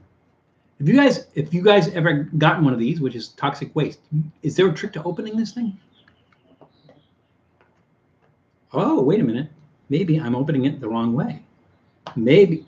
I was trying to open it from the yellow part. The green part just pops off. So individually wrapped candies. I'm in LA County. I found them. Janice, you're in LA County. I thought, why did I think you were in Orange County, Janice? Found them at 7-Eleven in Torrance. Seen them again. I'll get you a couple. Okay, thank you. Did we check the DNA? No, but we should. All right, there we go. Toxic waste. One candy. Here we go. Here we go. Here we go. It looks like a cough drop. Jack, it looks more like a lozenge than that fisherman's friend thing that we did. Oh, I'm giving away what's going on Monday.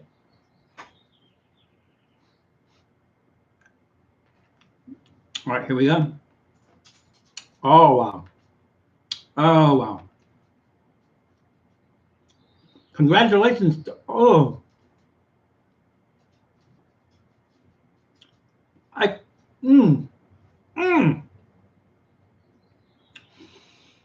Imagine this in kumquat juice. Holy crap. Oh my God. True, Janice. For some reason, I thought you lived there. Oh my, has anybody ever had this before? It's toxic waste. It's like the Christmas candy from hell. I thought that kumquat was tart. This, no, here's the weird part. You leave it in your mouth long enough, you get to the sugary part. So it gets sweeter as you go into it. I guess the thing is that they don't bother because nobody ever gets that far. I mean, I could have spit this out, but I figured that it's a challenge, you know, sort of like the fisherman's friend or the Jacob's crackers that we did.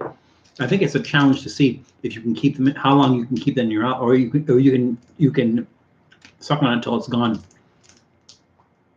It's not as crazy. It's crazy when you first put it in your mouth, but it ebbs as it goes. Yes, Jessie, she is always at knots. Even when she's not doing something from knots, she's at knots. So she does a lot of things from her home as well. Again, if anybody doesn't know, especially the newer people, check out Janice Yamanaka's channel. She is always doing something. And when I say always, sometimes she'll do 2 or 3 episodes a day. But she's always trying new things, especially things like, I think, Taste of Universal she did. She does a lot of stuff at Knott's. So a lot of the what you would typically find at county fair type stuff, but that they're doing at the I'll call it an amusement park, that they're doing at the amusement parks because the amusement parks can't open to let people on rides, which I think they're going to soon. So, if they're doing something at Disney regarding food and everything, Janice is usually there tasting everything. So definitely check out her channel, Janice Yamanaka, on YouTube. Also, we kind of have a community here. So like Rob Switch has a channel, Snack Cowboy has a channel, Old Guy in Colorado, Tom, has a channel, and definitely check out their channels. And besides just checking out their channels, also subscribe to their channels and like do the likes on the videos and everything, because it helps them out. It helps them build their channels and everything. And I wouldn't ask you to do it if I didn't think they had good channels either. So on the Trips, if they're still there, I'm not sure. They said they had to film something, so maybe they're not there anymore. But the Trips also, great channel. I'm also working with some other people. I'm gonna have some stuff coming up. And remember that we have a Snackhead Cowboy collaboration coming out on Monday. I know you were going to have to try 2 now. Not 2 at a time. It's crazy because what's the point, right? It's just more in your mouth. I'm trying to get this down to the end. JR, it is like intensely sour when you first put it in your mouth, but it ebbs as you go in. And so I think what happens is it seems like it's maybe sugarier in the center. Sugarier. Again, I'm coming up with my own adjectives here. It's sugarier inside, and we get less of the tart. It almost has like a Jolly Rancher kind of, like a green apple Jolly Rancher kind of flavor without tasting like green apple, of course. The regret seemed instant. Oh, it was. It was. This is not like I would not go out and buy this and just sit there and like pop them in my mouth and everything. Not going to happen. This is more of a challenge, I think. This is like kind of a challenging thing. Rob, have you not tried these? I drink Massachusetts water, so yeah, probably a toxic waste. Yeah, that's the same for almost every metropolitan area. Did I miss anything? Looks like a challenge for the reckless guys to put a candy in their mouth at once. My nephew loves them. They are popular with school kids. Yeah, because school kids they don't give hoot. I worked in a primary school and they were always eating them in the playground. That's insane. That's just crazy talk. Maybe they eat them more in the UK than here, because these, like I said, these came from the UK. Tate sent these in the Liverpudlian Shoebox of Snack. We did it here, Jack, so you don't have to, or you didn't have to. All right, like warheads. You know what?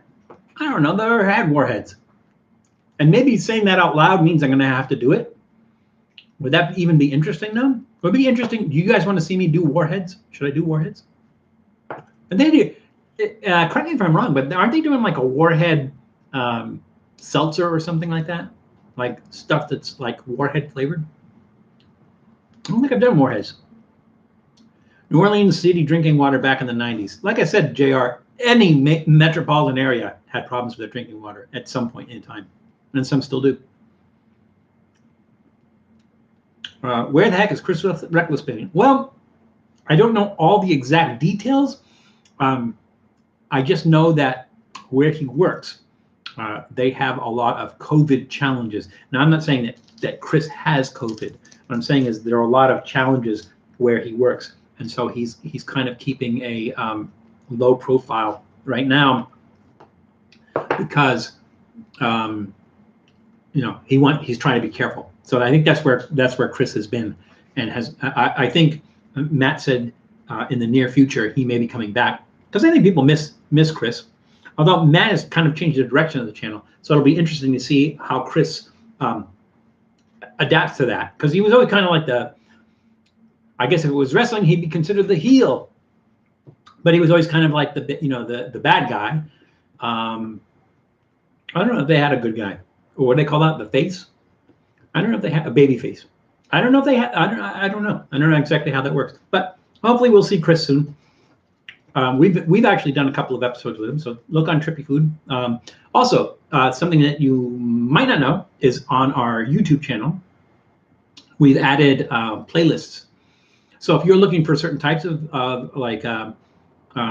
they're appropriately titled. Like for instance, beers, alcoholic beverages, and everything. They're under liquor. I don't even know her. And if you go into that playlist, there's all the alcoholic beverages. Sodas are under Top of the Pops. Chips are under Goodbye, Mr. Chips. And our collaborations are in Collaborative Damage. So if you go to our Collaborative Damage playlist, you'll find the stuff that we did with, I think maybe we've done 2 with Chris. We did one with Chris and Matt, and then we did another one with just Chris. It was the Triple M sticks, I think is what they're called. It's an Asian snack. We did those with Chris. It's like a seaweed snack. I'm usually watching Matt's live streams, but I don't really chat because his chat goes so fast. Yeah, he will miss stuff. We will have that same problem once we start getting more subscribers. Right now we got about 4,000 subscribers. We probably have more people that watch it, but they don't subscribe. So let me ask you guys out there who are on the live, watching the live stream. If you're not watching the live stream and you haven't subscribed, let me ask you to subscribe. Just click on the subscribe. I think you might have to have like a YouTube a login, but just create a login and subscribe because it helps us. It helps us all out. And also subscribe to the other people on the channel that have channels. And if you want to know who they are, go to our Collaborative Damage playlist, and you can see who all those people are. So, that's what I think. Matt, if he's watching, which I don't think he's watching because he usually jumps in when he's watching. He's probably doing a stream at the same time. Matt can correct me if I'm wrong, but I think that's what I heard is if like there's some challenges where he works regarding COVID, not necessarily means he has COVID or I don't know what the deal is, but so that's why I don't want to do it too much. I don't want to get too much into it. Get some more heads, Dad. Is that what Julie said, or is it like, or Rob, are you another one that are pretending to be my child like Matt? Well, Matt doesn't pretend to be my child. It's just some people on Reckless Eating say Matt's dad. They call me Matt's dad. I'm not sure why. Sucks. He won't be joining you guys in Vegas. I know it does suck, because he would be a loose cannon and a wild card in Vegas. But we will do things with him, and I think Matt's planning to do something. Like I am not taking Chris's place. I am not. I don't want to take Chris's place. I don't want to.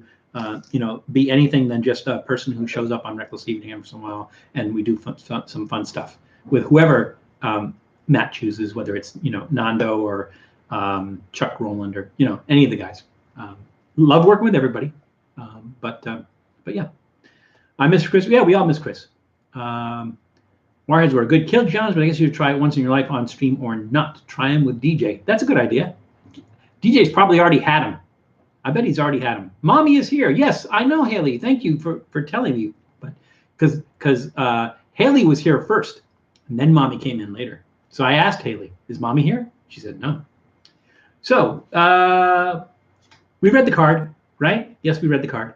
Yes, we read the 2 ingredients in Pepsi Light that aren't found in Diet Pepsi. It was lemon flavoring and saccharin, and we put the card away. So you never miss Pop's show, huh? That's funny. So either she's watching it with you or she's watching it on her own. But she doesn't. She's been on ever since she's been on the first time. It seems like she's on every week, even if you're not, Julie. So I know that I'm going to hate myself for doing this, but I have to. It's a legal obligation. We can incur serious fines from the FAA if we don't do this. And may God have mercy on my soul. So let's see.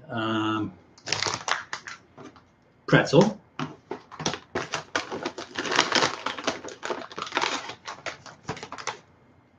Spicy nacho vegan cracklins. Look at that. They just fill out those 2 little holes. Really nice. Val, I really hope you give the Reckless guys a different Vegas perspective and try some things they wouldn't normally try. That's my shtick, baby. That's what we do. So Matt, at least he says, he looks forward to the road trips we take because he says, I always have things planned and things that they wouldn't normally think of. There's stuff that's like, I have lists of stuff that I want to do, and it's just getting to them, and some of them happen to be clustered in certain areas. So now I'm contacting Matt. Coming up in the very near future, we're going to be doing a very, very short road trip to Bakersfield, and there's some fun stuff in some cool stuff in Bakersfield as well. And so you'll see that on my channel as well as on Reckless Eating. Okay, so I got the let's see, got the sourdough, got the cracklins. We need a sardine. Yeah, these don't smell. I'm gonna pick this up with a knife only because I don't want it to fall apart. All right, here we go. There's our sardine.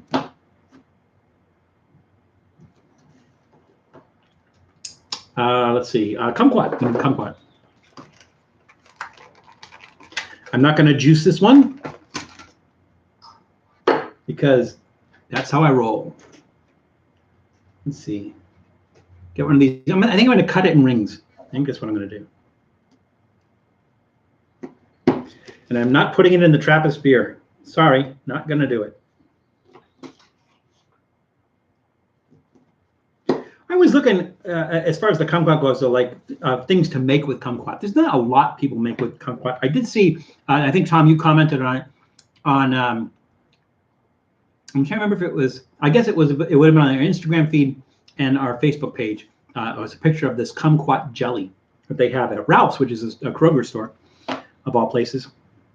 But other than that, I don't really see a lot of kumquat products.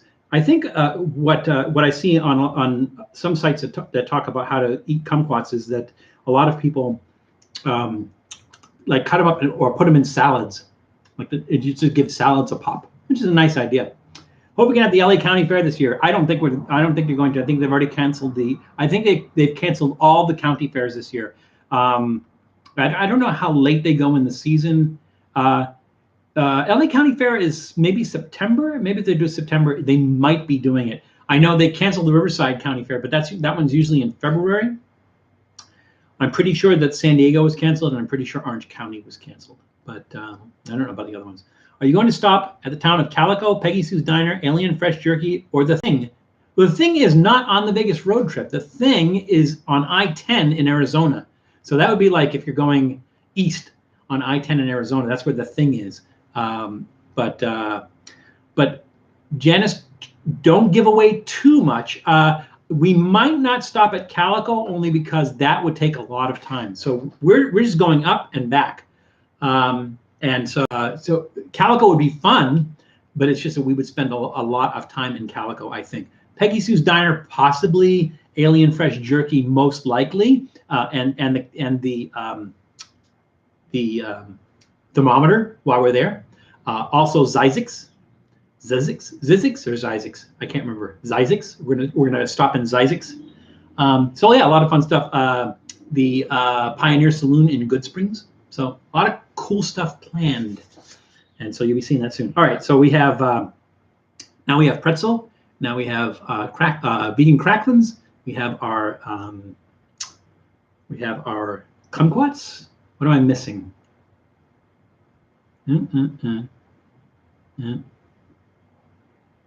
I know. I have to.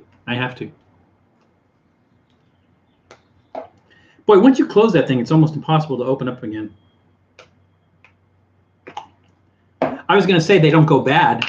They start out bad. Hey, Firefly in the room!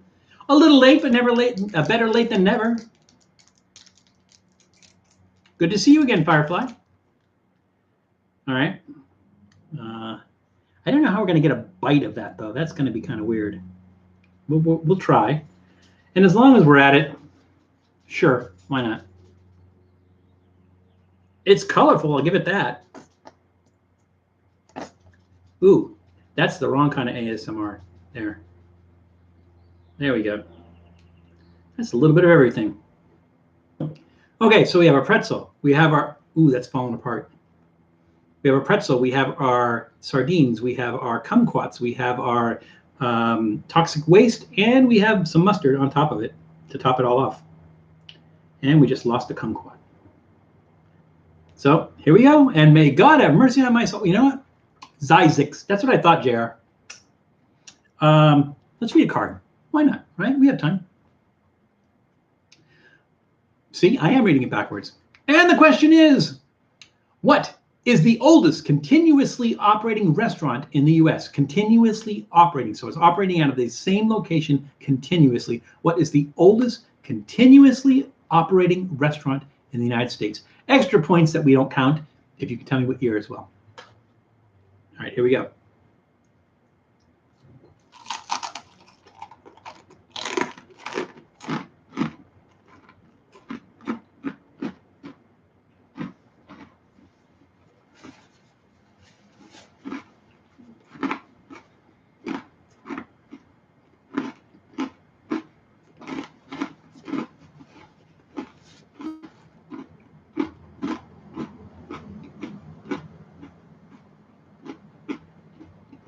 That's bizarre. I didn't get the toxic waste in there. I'm gonna have another. I'll eat the whole thing. Make sure I get everything in there.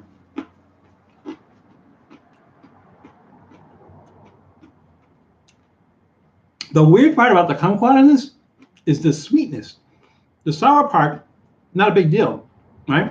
I mean, just picture like maybe you could put lemon juice on a sardine. It's the sweet part of it that's really kind of crazy on there. All right, we're gonna take another bite. We'll get more of the sardine and we'll get that warhead in there.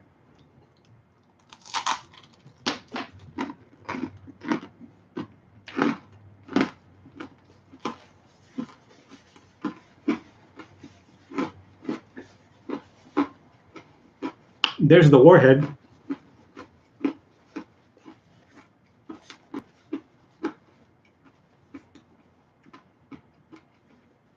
Warhead's not as bad with everything else. I mean, still you get that kind of citric acid burn. At least I hope it's citric acid. And then it comes in afterwards and it overpowers everything. But anything that will kill the taste of a sardine has to be pretty strong. Not bizarre, it's Trippy. That's right. The White Horse Tavern in New York and Newport, Rhode Island since 1673. Yes and no. We'll get to that in a second. All right. Kids, don't try this at home. Wait, I do have another piece left, and it would not be right if I don't finish this. Here, put all this stuff on there.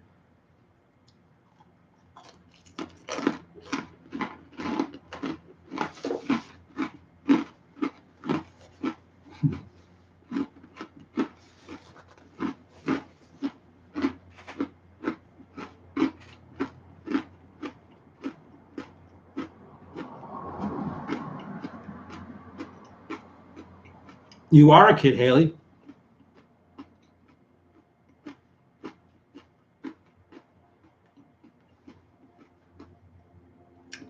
With that stuff all together, it really brings up the flavor of the kumquat, which is really nice. It's a very unique citrus flavor. It really, there's not much to compare it to. You know, you could say it's between an orange and a lemon, but that's not giving it enough credit. It's not fair. It really has a unique flavor. All together with the other stuff, it kind of tones the bitterness of that. Now the toxic waste obviously brings the sourness back in, but because I just slice these whole, and they're really tasty.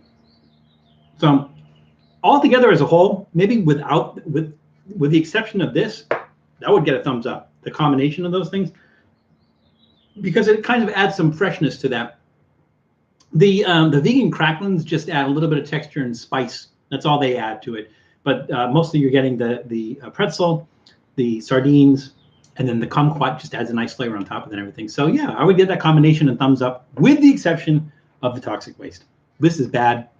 I don't have to eat this anymore. But thank you, Tate, for the toxic waste. It was fun. It was a nice challenge. I think I'll hang on to that to do challenges later on. Maybe I'll bring it with me on the Vegas trip. That'll be fun. I thought that was going to break his teethers. He's got good teethers. I chew ice cubes. So, Haley, I'm not sure what that means. It looks like the YouTube logo about 30 times. But Thanks for trying kumquats out. Well, like I said, Tom, I saw them in the grocery store and I couldn't pass them up. I'm like, I got to get to the bottom of this. I got to find out what the deal is. Kumquats is all about. So now next time, and you will reference kumquats. I have a reference point now, and I hope that you will soon. I hope that that something happens where you can do that soon. I will tell you that these go bad really quick because this is the second ones I bought. I bought them earlier in the week to use today, and they went fuzzy on me, and I had to go out like 2 days ago and get another batch of them. But yeah, highly recommend. So I think everything was really, really good. I don't know. It would be hard to say that I have a favorite. I kind of like the pretzels with the sardines on it. That was kind of good, and even with the mustard on it, it makes it even better. I think maybe last is probably these vegan cracklins, just because, like I said, they say cracklins, your mind goes there. It's nothing like cracklins. They look like them. They have similar flavor. The texture is all wrong and everything. And so it's probably my least favorite. You know, not bad, not like a thumbs down bad, but just my least favorite. So there we go. Now, the question was, he says, picking up the card and backwards. The question was, what is the oldest continuously operating restaurant in the United States? Julie says Union Oyster House. Janice Yamanaka says the White Horse Tavern in Newport, Rhode Island since 1673. By the way, Union Oyster House is 1826. Let's see, who else? J.R. Caldoun said White Horse Tavern, 1673. I think that might be it. I think that was it. The correct answer is oysters on the HS. On the hizzy? On the what? On the HS. On the half shell. I got it now. Or the heroes on the half shell. The correct answer is the Union Oyster House in Boston opened in 1826. Now, Janice, the reason that that it is not the White Horse Tavern is because the question was, what is the oldest continuously operating restaurant in the U.S.? The White Horse Tavern was not in continuous operation. It is currently in operation, but has not been in continuous operation. So the oldest restaurant in continuous operation in the U.S. is the Union Oyster House in Boston, opened in 1826. So I maybe call that a trick question. I don't know. You would be accurate if you said what is the oldest restaurant in the U.S. would in fact be the White Horse Tavern in Newport, Rhode Island. You would be correct. But the oldest continuously operating in the U.S. would be the Union Oyster House in Boston. While we're at it, let me ask a follow-up question because this one, because it's a follow-up question. What is the oldest continuously operating restaurant in the world? The oldest continuously operating restaurant in the world. Oh, by the way, if you have not been to the Union Oyster House in Boston, we have conveniently done a Trippy Food episode there. So if you go to our road trip, I think it's under our road trips playlist or our Dirty Water. I love that Dirty Water playlist because it's in Boston. So either one of those playlists, you'll find the Union Oyster House, and just check that out, and you'll see what kind of a cool place Union Oyster House, the oldest continuously operating restaurant in the United States, is. I see that now, Val. It was shut down for a while and used as a boarding house. Yeah, and some other ones. Some other ones are like bars. What would you call that? That like a tavern was more like a bar. They didn't serve food.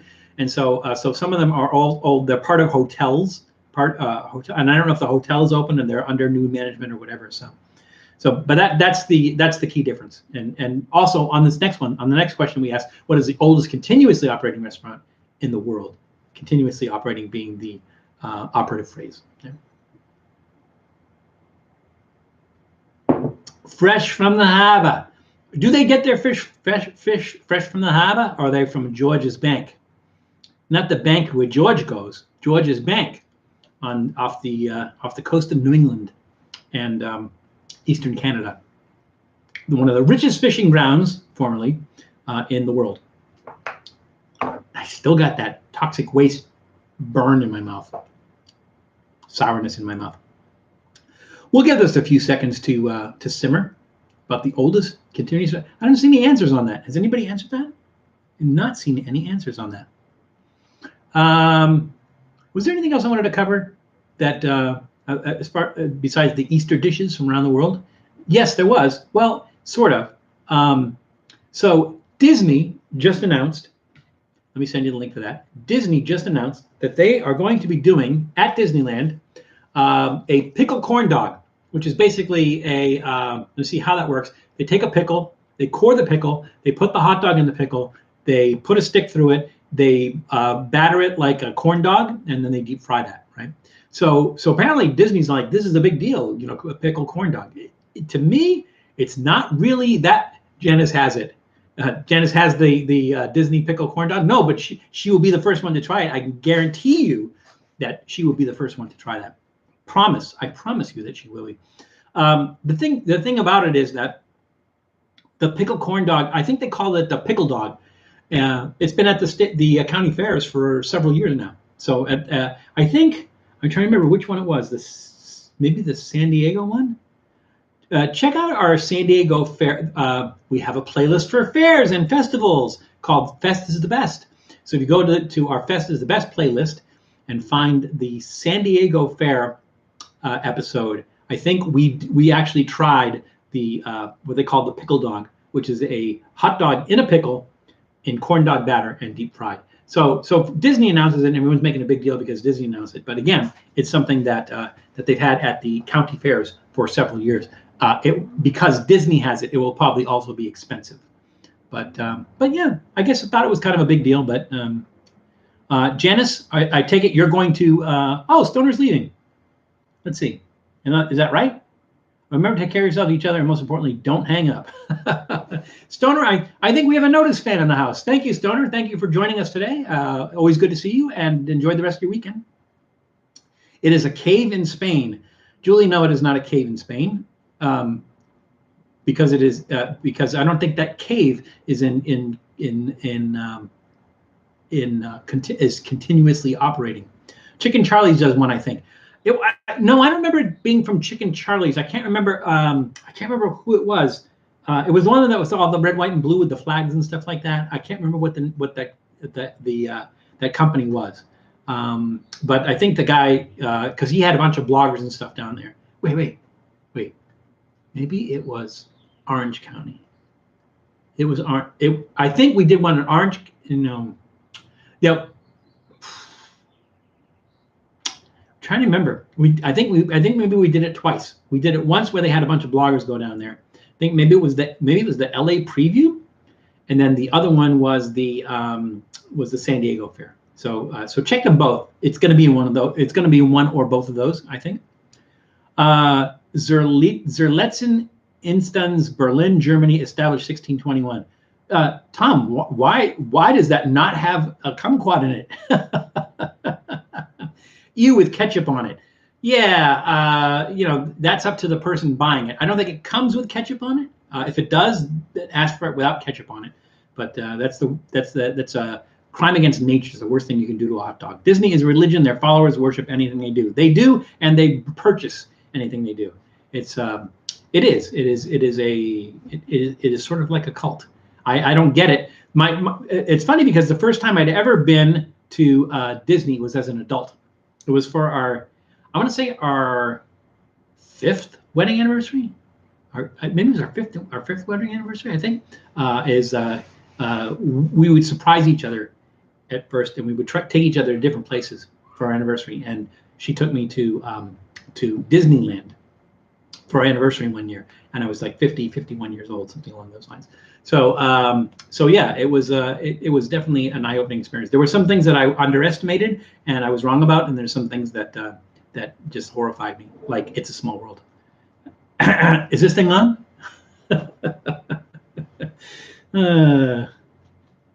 Are you aware of the penal code in this state? Let's see. Phil said Dirty Nelly's. Dirty Nelly's is the oldest restaurant in the world? The oldest continuously operating restaurant in the world? Oh, I don't think so. That's okay. Average meal costs $70 or 2 pounds of kumquats. Yeah, seriously. You might as well just like fill up on kumquats. I may get to go one, except it's very expensive to go to Disney now. It's always been expensive to go to Disney, isn't it? I would have thought, Janice, I would have thought you had like a season pass or something. Julie gets me. That's funny. All right. So let's answer that question. Oh, we're really coming down on it. What is the oldest continuously operating restaurant in the world? And again, those are good guesses, Tom. But wow, St. Peter's Stiftskeller, Salzburg, Austria, established 1803. Are you making this up, Tom, or are you actually finding these? That's interesting. The key being not what is the oldest or what was the first one. What is the oldest continuously operating restaurant in the world? It is Restaurante de Sobrina de Botín in Madrid, Spain, opened in 1725. What actually means restaurant of the nephew of Botín. That's what Restaurante de Sobrina de Botín means. Nephew of a restaurant of the nephew of Botín. Opened in 1725. I have been there. Unfortunately, we don't have a Trippy food episode because I didn't have my camera with me when we went there. But a really, really cool place. Really nice people too. They let you see just about everything. I can see by the old clock that's not on the wall. I can see that we're already at 3 o'clock. Where does the time go? Seriously, where does the time go? No, I'm asking. Where does the time go? It was a very, very interesting one. We kind of jumbled things together. We saw a lot of people we haven't seen in a while. Phil, it's good to see you back. Haven't seen you in a few weeks. It's nice to have you back. Disneyland got rid of their annual passes. We haven't had an annual pass since 2013 when they raised the price past $600.